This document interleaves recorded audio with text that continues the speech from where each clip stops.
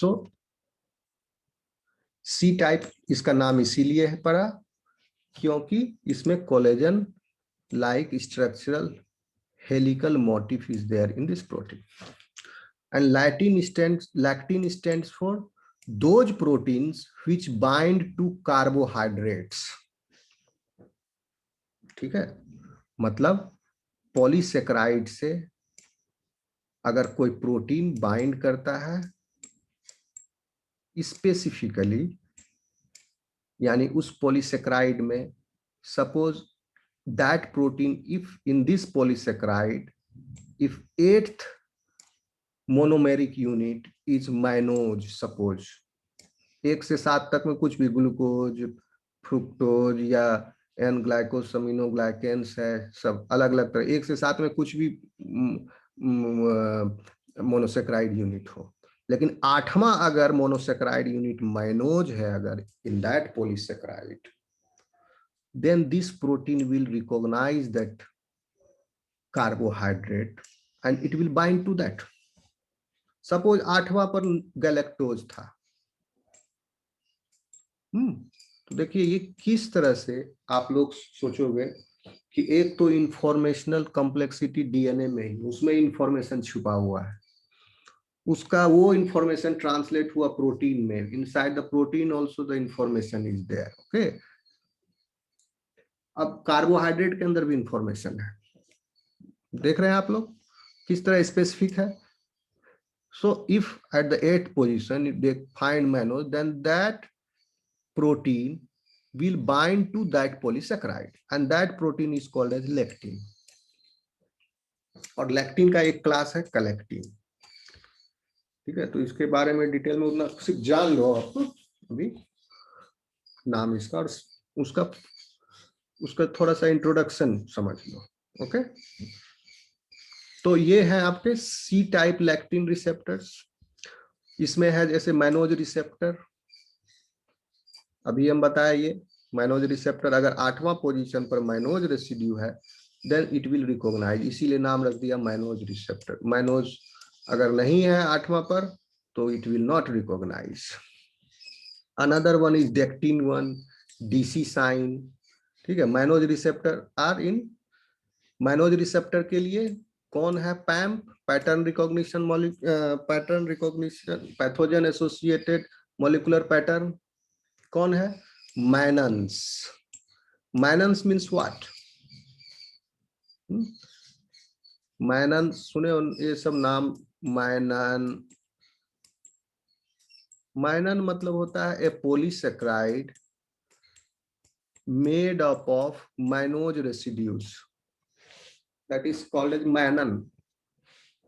ऐसा नहीं कि एक्सक्लूसिवली मैनोज से ही बना हुआ है polysaccharide, that polysaccharide can be hetero polysaccharide also, लेकिन नाम इसका मैनन इसलिए रखा गया कि इसकी पहचान है वो 8वां पोजीशन पर मैनोज रेसिड्यू, और भी mannose residue. Pardon sir, mannans क्या है, मैनास,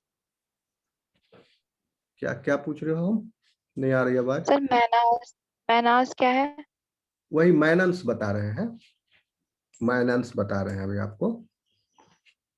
आवाज नहीं आ रही है क्या? आ रही है सर, कट कट के आ रही थी। अगर सबको प्रॉब्लम है नेटवर्क में तो थोड़ी देर बाद करें कंटिन्यू, या अभी? नो सर, नेटवर्क सही है। ठीक है, तो देखिए मैनन जो है एक्चुअली पॉलीसेकेराइड है, समझ लो। पॉलीसेकेराइड है, पॉलीसेकेराइड आप लोग पढ़े हैं सेमेस्टर 2 में, 2 तरह के होते हैं, कौन होते हैं, होमो हेट्रो। ठीक है, होमो पॉलीसेकेराइड कौन है, स्टार्च, सेलुलोज, ये सब एक ही तरह के मोनोमेरिक सब यूनिट से बने हैं। हेट्रो जिसमें एक से ज्यादा तरह के सब यूनिट होंगे, मोनोमेरिक यूनिट होंगे, जैसे आपका yes sir, hyaluronic acids, yes sir, heparins, heparin, correct. तो ये सब है, तो सिर्फ बहुत तरह के हेट्रोपॉलीसेकेराइड्स हैं। ओके, कहां पर, बैक्टीरिया के ऊपर, बैक्टीरिया के ऊपर एक diversity of polysaccharide unit variety है उसके ऊपर, तो उसमें जो पॉलीसेक्राइड यूनिट में on specific location mannose residues are there, so those mannose residues are recognized by these receptors which are called as mannose receptor. ठीक है, and that polysaccharide, heteropolysaccharide, or in that polysaccharide in which that mannose residue is present, which is recognized by the mannose receptor, that polysaccharide is called as mannan. Okay, इसी तरह क्या होता है ग्लूकन्स, अब समझ जाओ ग्लूकन का क्या मतलब हुआ. What do you mean by glucan then? Glucose को सर वो रिकॉग्नाइज करेगा. Yes, the polysaccharide made up of glucose, that is glucan. मतलब तो कौन कौन, स्टार्च, सेलुलोज, ये सब ग्लूकान है. और मैनन चूंकि नेचुरली अकरिंग है but not common, mannan are found in bacteria, plant, fungi etcetera, ये सब एनिमल की बॉडी में नहीं है. ठीक है, हम तो ये मैनन है. ठीक है, अब ग्लूकन में भी बीटा ग्लूकन होगा, अल्फा ग्लूकन होगा. अल्फा ग्लूकन स्टार्च हो गया, उसको आप खाते हो. बीटा ग्लूकन सेलुलोज हो गया.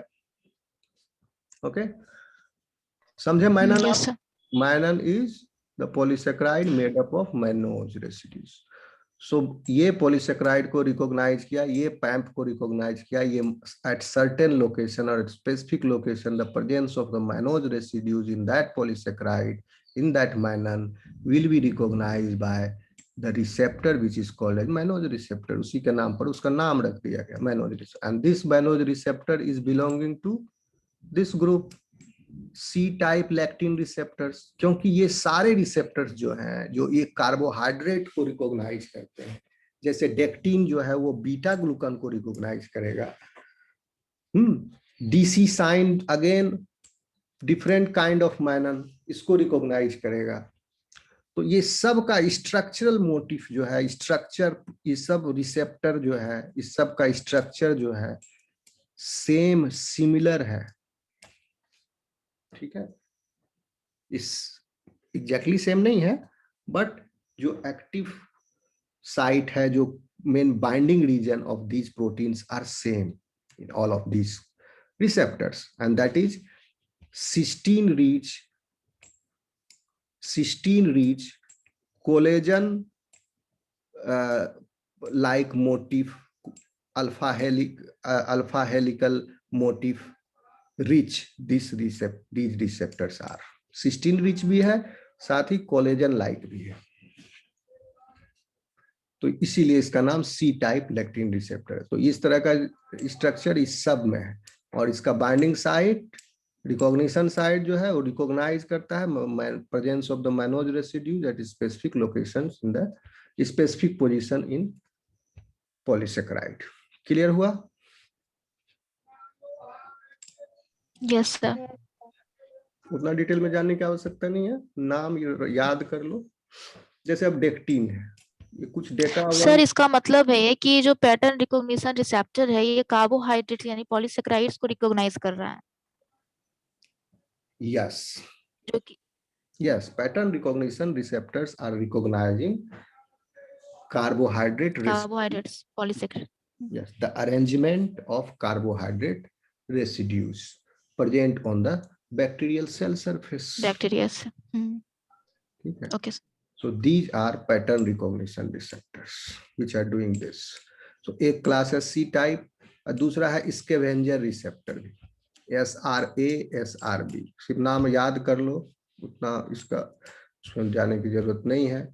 And these are the, for these receptors, PAMPs are lipopolysaccharide, lipoticoic acid, LTA. Okay. फिर lipoticoic acid, lipopeptides, diacylglycerides, beta glucans present in the fungi, beta glucans. तो इस नाम ये सब एग्जाम में थोड़ी पूछेगा, बस समझने के लिए जान लो आप लोग.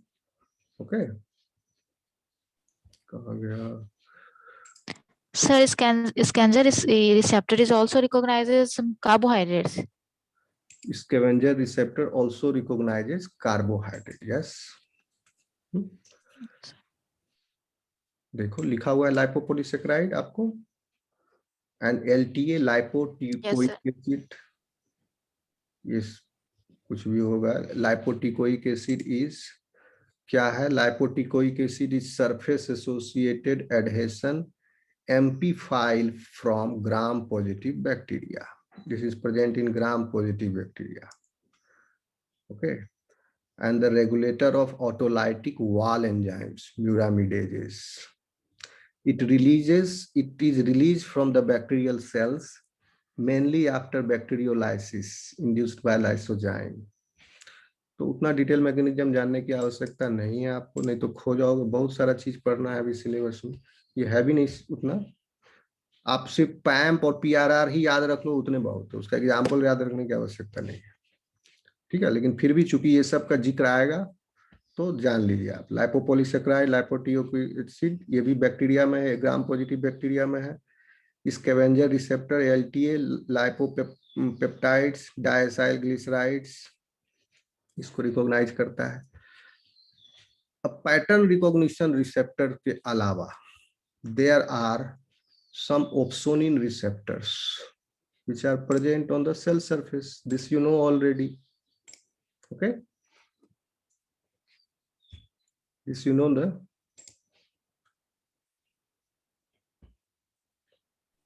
collagen domain receptor CD91 calreticulin, and this recognizes collectin, SPA, SPD, ये सरफेक्टेंट प्रोटीन होता है जो कि विस्कोसिटी को घटाता है, तो नाम याद रख लो, उतना मैकेनिज्म जानने की जरूरत नहीं है। C1Q, C1 का कंपोनेंट है, that also works as these are opsonin receptors, collagen domain receptor, calreticulin, तो ये रिकॉग्नाइज करेगा किसको, कलेक्टिन्स को।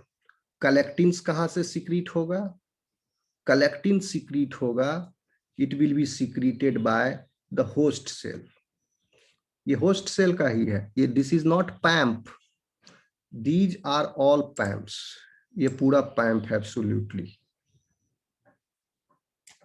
ऊपर में लिखा हुआ microbial ligands found on microbes and these are microbial binding opsonins soluble bind to microbes, तो ये माइक्रोब से बाइंड करते हैं, ये माइक्रोबियल प्रोटीन नहीं है, these protein and opsonins are released secreted by the host cells and they bind to the microbial cell surface covalently, and then after that binding with the opsonin to the microbial cell surface, then the receptor present on the same phagocytic cell surface will recognize it.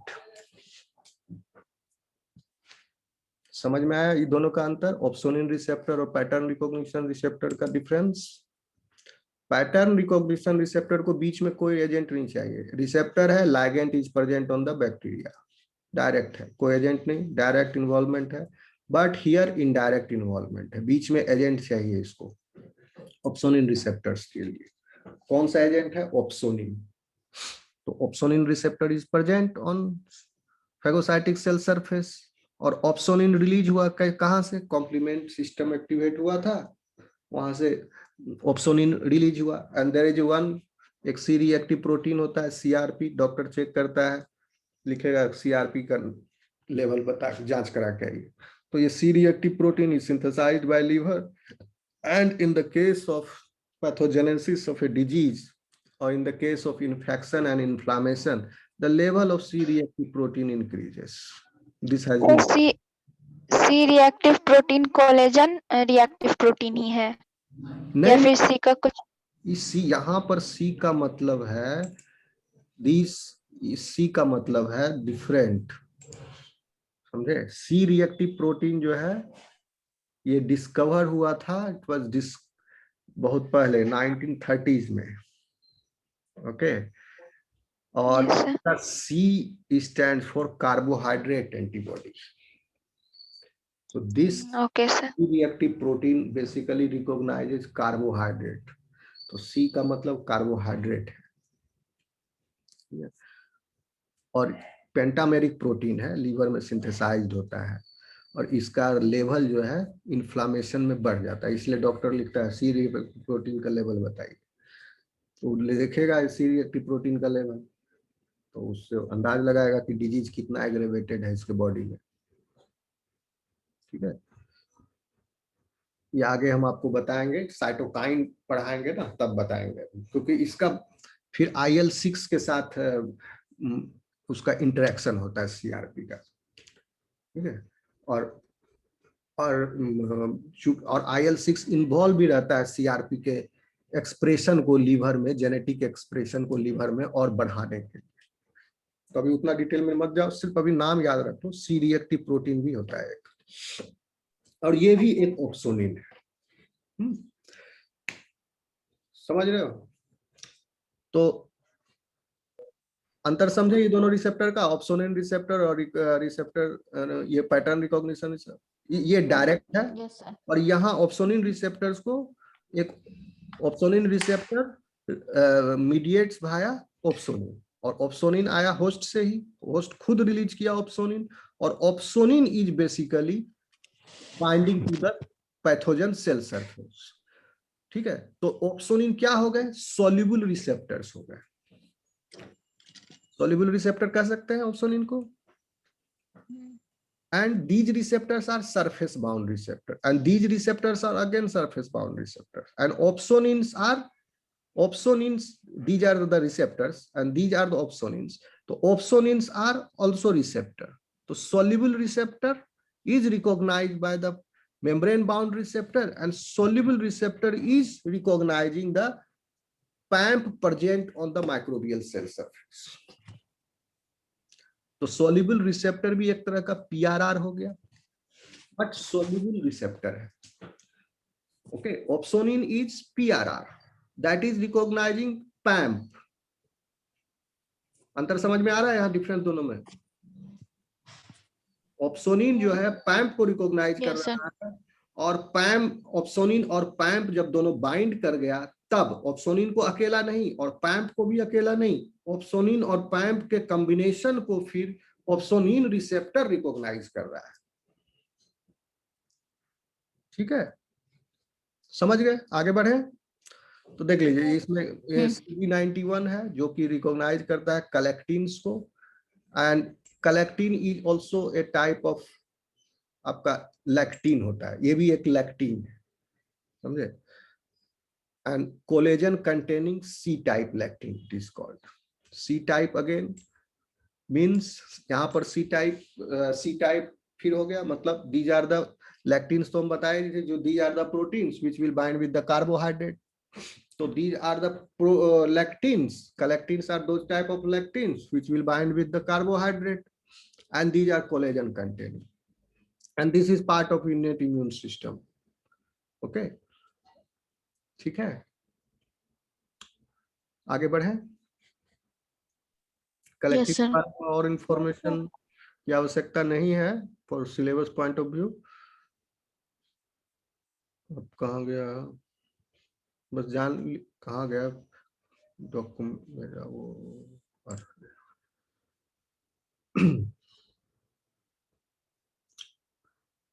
फिर है आपका complement receptors, पढ़े हैं आप लोग? These are the receptors which recognize complement fragments such as C3b, C4b, okay? C3b का component IC3b, C3d, C3dg, like this they recognize, and these are opsonins, complement fragments. तो complement fragments के ये receptors हैं। FC alpha receptor जो है ये immuno IgA का receptor है, IgA एंटीबॉडी का, और FC गामा रिसेप्टर जो है IgG का रिसेप्टर है, और there is one C reactive protein. ठीक है, सी रिएक्टिव प्रोटीन का कोई रिसेप्टर नहीं है। C reactive protein is involve in direct action, ये डायरेक्ट है, ये कोरिलेशन है इसका, क्योंकि this is basically regulated by the cytokine production, और इसको रेगुलेट करेगा फिर इंटरल्यूकिन 6 IL-6। आगे बढ़े, ये समझ में आया आपको? दोनों टेबल समझ में आ गया ऊपर ऊपर? Yes sir. Yes sir.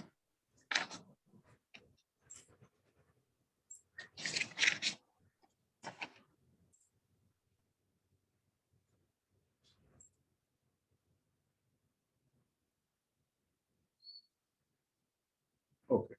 The next thing which I wanted to explain you is this figure. The factor of innet यही बोला था last line में. Overview in figure 5-6. This is figure 5-6. Can you see this clearly now? Yes sir. Simple है ये, अभी जितना explain किए वही फिगर में है, आप देखते जो आराम से समझ में आ जाएगा। ये क्या है? फेगोसाइटोसिस, ठीक है, पैथोजन है, दिस इज पैथोजन। और पैथोजन के ऊपर बहुत तरह के पैम्प्स प्रेजेंट हैं, देखो अलग अलग तरह का स्ट्रक्चर प्रेजेंट है। अब ये पैथोजन या तो इसका एंटी माइक्रोबियल पेप्टाइड के द्वारा डिग्रेडेशन हो जाए, लेकिन एंटी माइक्रोबियल पेप्टाइड के प्रोडक्शन के लिए एडेप्टिव इम्यून रिस्पॉन्स को एक्टिवेट होना पड़ेगा।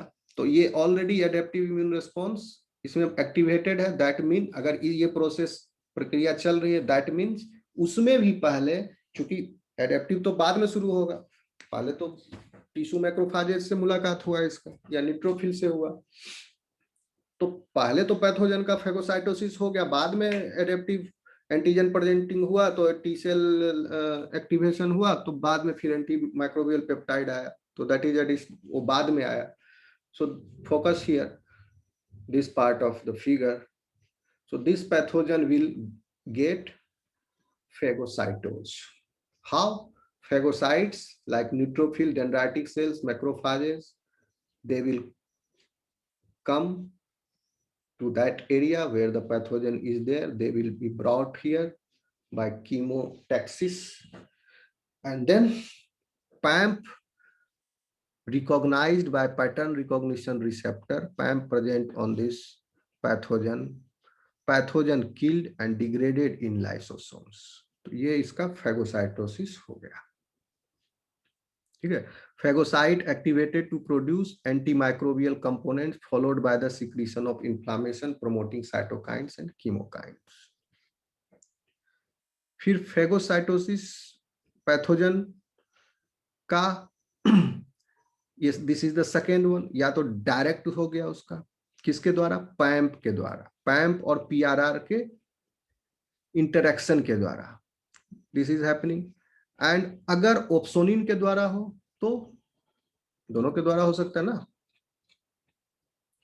ये भी उसको घेर सकता है, ठीक है, पैटर्न रिकॉग्निशन रिसेप्टर के द्वारा भी अगर वो तो एनगल्फ कर लिया तो वहां पर इंटरेक्शन हो गया, या नहीं तो दूर में है अगर ऑप्सोनिन तो पूरा ब्लड में सर्कुलेट कर रहा है ऑप्सोनिन और उसको कोट कर दिया पैथोजन को और उसका एनकाउंटर हो गया पैथोजन से मैक्रोफेजेस से, फेगोसाइटिक सेल से, then they will mediate this action via opsonin receptors. See all of these are opsonin receptors, these are scavenger. 1 second. SRA, SRB, SP. Oh no, these are the these are surfactant proteins, SPA and SPD, not scavenger one. SRA, SRB different है, ये तो हो गया आपका PRR, और SPA, SPD are basically opsonins. So SPA, SPD receptors are opsonin receptors. So SPA, SPD, mannose binding lectins, these are opsonins. Okay. साथ में C3B, C4B ये सब भी होगा, these are opsonins. Antibodies, C-reactive protein, पूरा नाम नहीं लिखा है लेकिन C-reactive protein यहाँ लिखा है, and complement protein यहाँ लिखा है, complement protein इधर गया, ये सारे these are all opsonins। समझ में आ रहा है?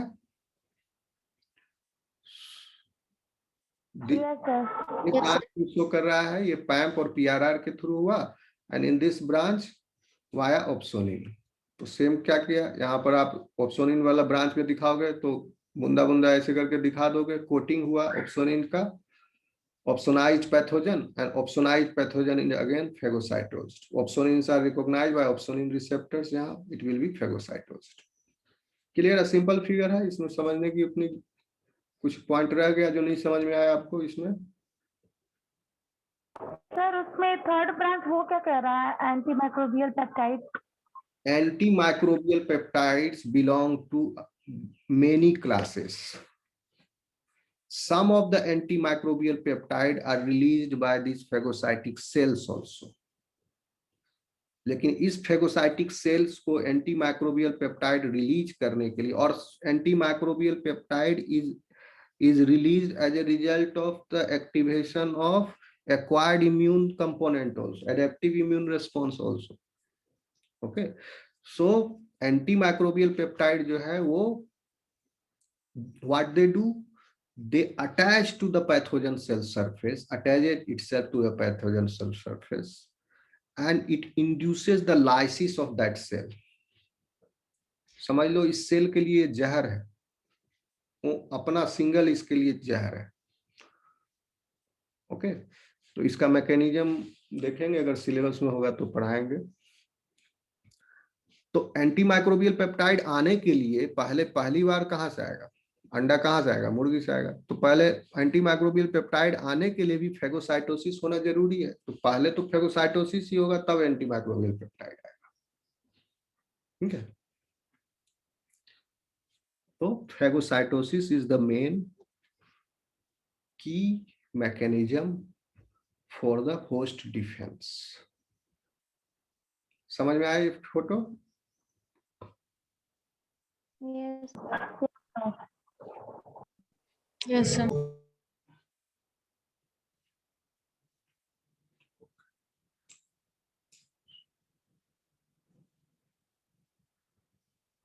So I think we should take one break here, and उसके बाद हम लोग फिर आगे कंटिन्यू करेंगे। एंड कहाँ तक चला गए थे? In addition to triggering phagocytosis, various receptors on phagocytes recognize microbes and activate the production of a variety of molecules that contribute in other ways to eliminating infection. तो पहले phagocytosis, तो ये तो डायरेक्ट एक्शन हुआ, phagocytose कर दिया, और during this phagocytosis variety of molecules are secreted from where? That phagocytic cell itself. ठीक है, and these molecules serve as the messenger, और variety of molecules है तो messenger molecules भी है, और antimicrobial peptides भी है, so that contribute in other ways to eliminate infection, as will be described later in this chapter. ठीक है, तो इस चैप्टर के बाद में हम लोग देखेंगे इसको, एंटीमाइक्रोबियल पेप्टाइड होगा वहां पर। A phagocyte's recognition of microbes and the responses that result are shown in overview 5-6. 5-6 explained it. Okay, so next we will learn microbes are recognized by receptors on phagocytic cells. तो ये भी हम लोग discuss कर लिए, table discuss कर लिए हैं। 1 second.